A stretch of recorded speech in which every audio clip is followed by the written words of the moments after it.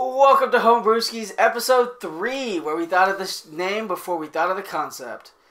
Today we have 2 encounters for y'all. And you're not going to want to miss it, because it's dope as fuck.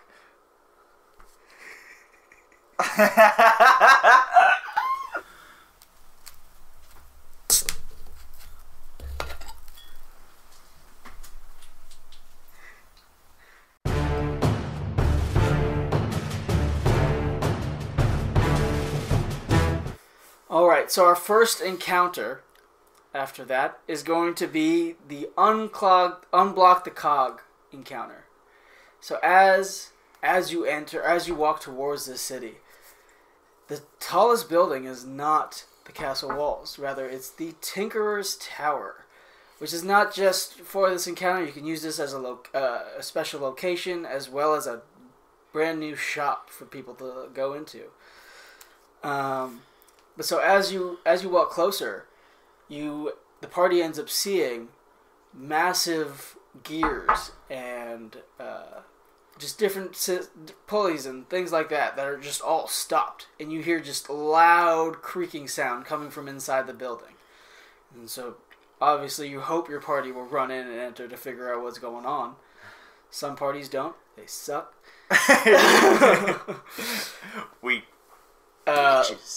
But so as you enter, inside you'll see, similar to what the picture that we just showed y'all, and an old crotchety man panicking, trying to figure out how to fix this problem. We do not have a name for this man. He is just the old crotchety man. Crotchety. Yes. His name is Crotchety. He is the Tinkerer. Yes.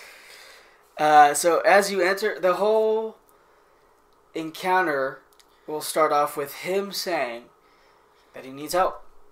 He has something blocked up. That doesn't sound great. But that he has one of his gears are blocked at the top of the tower. He'll explain to you that his tower itself, the gears and everything, all power this single magical item that essentially will contain a portion of the prison or prison-like dungeon that contains an evil being or an evil item. Without the gears moving and everything like that, it loses power very quickly. So that puts your party on a time limit that they need to take care of this. And then if it stops completely and the evil gets out, we will all die. Yeah, and so they would have to climb up these gears, which would be a deck save all the way up. Dex or athletics. Yeah. Depending on how you want to run it. Yeah. And once they finally get up there, they got to do a strength save to get whatever was blocking it, the cog, out, or the gear, get it out. And then, now that all the gears are moving again, because you pulled out what was what was blocking it, now they have to make deck saves all the way back down, climbing the gears. At disadvantage. A disadvantage or a higher DC, too. Yeah, that works. And you can do so many things with this part, just because it might not just be, it might be something that random that just got stuck in the gears, or it might be someone up there that shoved something into the gears that you now have to fight that person and then get the gear out and then make your way down. Yeah, and if you do it without the person you have to fight at the top, it makes it, either way, it makes it a dangerous encounter without it being a fight. Yeah. Someone could die without ever fighting anyone, just falling to their death. And even without falling to their death, getting crushed into those gears. Yeah. It's that a totally dangerous encounter. Because there's no way to get out of being crushed. Once you're crushed, you're crushed. Make it like a campaign-long injury. Just a totally destroyed leg. You got a hop or something. Oh, that would suck. Or you can buy a mechanical leg from this guy. That is true. He is a tinkerer, and he can make you things. So one thing that we did forget, that this tinkerer has a mechanical pet. Yeah, and a shop where he's going to sell stuff. Yeah, and we have a few items such as like a collapsible hang glider and things like that. And then the glasses that have the magnifying glass. And if you want to see further, you just click down one of the glasses. And so with all of the mechanical pet is something that I loved about this encounter. because it can be any animal. So I was thinking it could be a dog that just runs around and is super happy, or it could be a bird with like a gem in his eye that allows him to like look into an orb that he has and see what the party's doing as this whole thing is going down. As this bird flies around the party, he can see everything. Oh, and the mechanical guards that he makes for the city is one thing we thought of, and that's going to be something you can't buy because that's like a military contract or something like that. But yeah, we came up with the idea of his military guards that he makes takes care of the whole city. So this is a very important person to the city, and you can almost revolve building a city around this one encounter. And so when you come down, obviously the guy is going to be grateful. And hopefully he might be able to reward you with something. Something from his shop, maybe. Yeah. Like a mechanical dog, because that would be awesome. That would be cool. Alright, well that's our first one. Yeah. We got our second one coming up here in a second.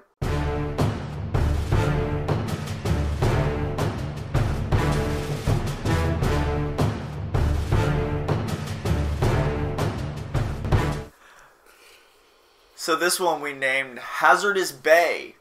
And this one, you are on a ship for whatever reason. DM can come up with that. Whatever you're doing before this encounter. Could be pirates, could be just traveling. Yeah. And the whole seriousness of this one is as you're going through this bay, you start to encounter these large stalagmites or stalactites. Mites. Or icebergs or whatever. So you have to steer the boat around them, right?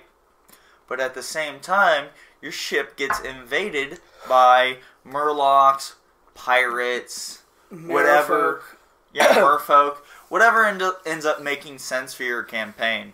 And so not only do you have to fight these creatures or whatever you're fighting, but you also have to take an action to steer the ship around these Stalagmites, whatever you end up saying. Or like we said, possibly floating explosives in the water. Yeah.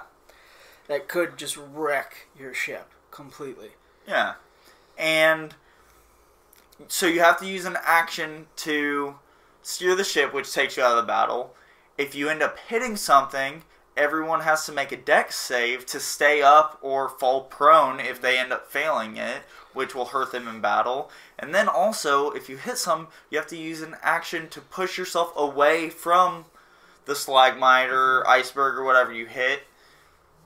So all those are going to take you out of battle and add more variety to it. Yeah. And, like I said, it could be, you could also run it with bad weather as well, which is even worse for your players. Even more DC checks they have to make the battle even harder. Mm-hmm. And then this one is just it involves so much of your party's actions that take away from the battle, which gives your enemies a chance to really attack your players. Even if they're weak, which means you don't have to make the battle hard by super increasing their HP and AC. It can just be an environmental challenge for the most part.